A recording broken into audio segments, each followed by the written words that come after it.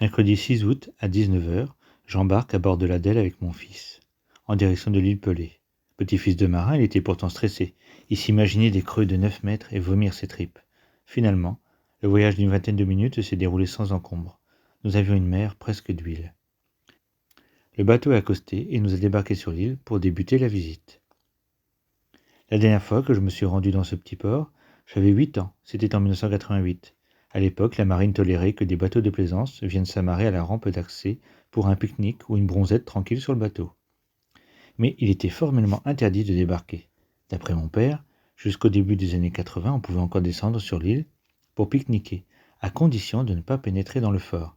Cela a changé un soir où un groupe de jeunes complètement enivrés a lancé des fusées de détresse, déclenchant l'arrivée de secours maritimes pour rien. J'aurais tellement voulu descendre sur la petite plage derrière, là où ma famille pique-niquait autrefois, bien avant la Seconde Guerre mondiale. C'était nous qui faisions les promenades en mer à l'époque. Quant à cette visite, je reste mitigé. Je me suis mis en retrait pour prendre un maximum de photos, souvent dans l'urgence à cause d'un planning serré. Le rendu est plutôt décevant. Il y avait toujours quelqu'un pour me dire « Allez, on y va !» Ils sont partis devant. Ou pour se placer devant ma prise de vue, comme pour me faire comprendre qu'il fallait me dépêcher. J'ai dû choisir entre m'imprégner des lieux, faire des photos et vidéos ou suivre la visite commentée. Résultat, je n'ai pratiquement rien entendu de ce que disait notre guide. Et je n'ai pas pu voir tout ce que je voulais. Par exemple, j'aurais aimé admirer de mes propres yeux le graphe le plus célèbre de l'île. Regardez-moi cette beauté. Je comprends parfaitement les raisons de sécurité et les contraintes liées à la marée. Mais pour apprécier le lieu comme je le souhaitais, il m'aurait fallu 2 visites. L'île Pelée a un réel potentiel touristique. Et c'est dommage que la marine n'ait pas trouvé un locataire pour un tel projet, depuis 1993. Peut-être que les visites de cet été relanceront le débat.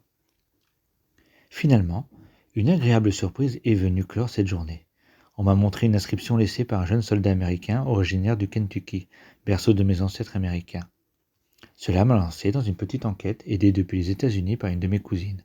Mais ça, ce sera pour la conclusion de cette fin de journée. En attendant, bonne visite virtuelle à vous. L'ordonnance royale du 3 juillet 1779 concrétise la décision d'établir un fort sur l'île Pelée, à l'emplacement des vestiges d'un ouvrage plus ancien. Sa construction s'achève vers 1785, soit un an avant le passage de Louis XVI, le 23 juin 1786. Le roi baptise officiellement le nouveau fort du nom de Fort Royal. Ce fort, en forme de fer à cheval, avait pour vocation de défendre l'entrée orientale de la rade de Cherbourg. Durant la Révolution, il change de nom et devient le Fort National, avant de prendre son appellation définitive, le fort de l'île Pelée. Mais, malgré son architecture militaire, il n'a que peu servi à des fins défensives. Il fut utilisé comme prison pendant la Révolution et brièvement durant la Seconde Guerre mondiale, lorsqu'il fut réquisitionné par l'armée allemande.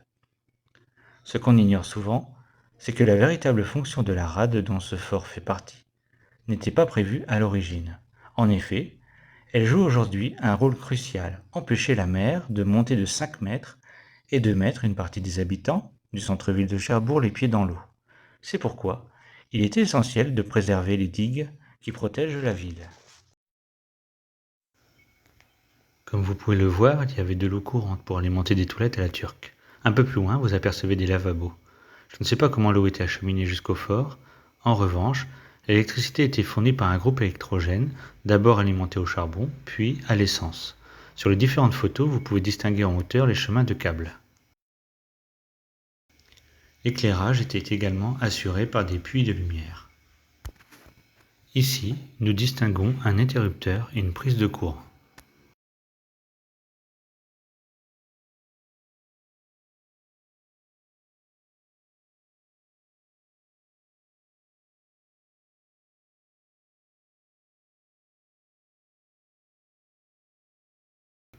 En pénétrant dans le quartier disciplinaire, j'ai été frappé par une révélation.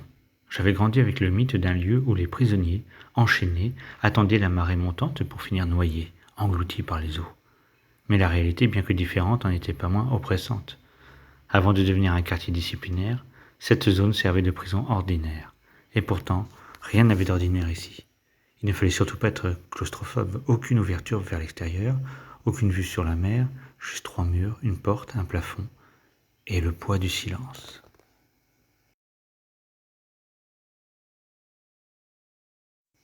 À partir d'ici, je vous laisse profiter tranquillement de la suite de cette visite virtuelle bercée par les cris des goélands. Je vous retrouve à 12 minutes 10. À tout de suite.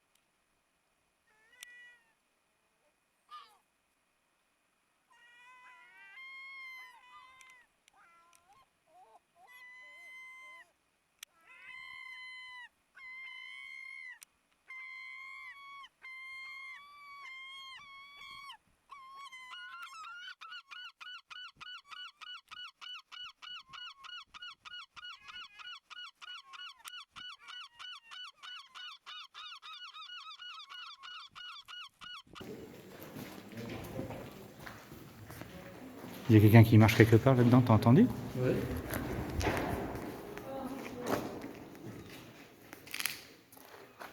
Coucou. C'est un goéland qui fait ça?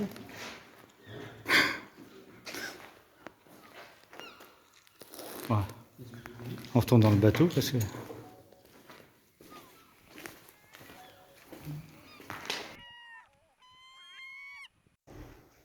Au début de cette vidéo, je vous parlais d'un soldat américain dont le nom est gravé sur un mur. Après quelques recherches, j'ai retrouvé la trace de Dewey Shelton Sivers, né le 6 février 1924 à Trigg, dans le Kentucky. Il s'est enrôlé dans l'armée le 26 mai 1943 et il obtient le grade de private. Après la guerre, il est retourné à la vie civile le 8 janvier 1946 en tant que conducteur de camion. Pendant la Seconde Guerre mondiale, il résidait à Hopkinsville, dans le comté de Christian, au Kentucky. Il est décédé le 3 août 1977 des suites d'une maladie cardiaque. Ma cousine américaine a mené des recherches sur ses descendants. Ses 2 enfants sont malheureusement décédés, mais sur Ancestry, elle a retrouvé la trace de 2 petits-enfants à qui j'ai écrit et j'attends une réponse. Pour confirmer qu'il a bien été envoyé à l'étranger, notamment à Cherbourg, il suffit de contacter le service des archives de l'armée américaine à Saint-Louis en fournissant son numéro de sécurité sociale, comme je l'ai fait pour mon grand-père américain. Cependant, il faut savoir que les archives militaires ont été en grande partie détruites lors d'un incendie en 1973. Il est donc probable que l'armée ne puisse nous fournir d'autres informations que celles déjà en notre possession. Cette visite virtuelle touche à sa fin. Je vous invite à vous inscrire à la prochaine visite qui est vraiment passionnante, même si elle est pour moi trop courte. Trop courte, car justement, elle est trop passionnante et il y a tellement de choses à découvrir qu'une heure sur le site, en mon sens, n'est pas suffisante.